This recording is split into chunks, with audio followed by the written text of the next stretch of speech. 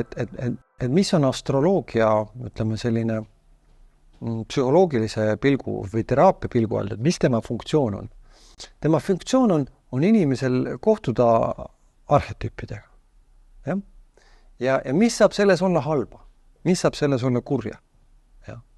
Ja probleem sellel teisel poolusel on see, et nende hirm on see, et me uisa-päisa tuleme mingisuguse kaardi peal oleva sümboli või tegema nagu teaduslikke järeldusi elu kohta või inimese kohta.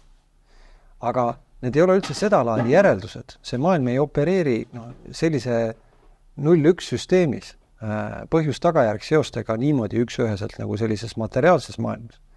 Vaid, nagu ma ikka ütlen, see on tähendusväljade loomine ja see on sümboli väe toomine ühendusse sellega, kes ma olen.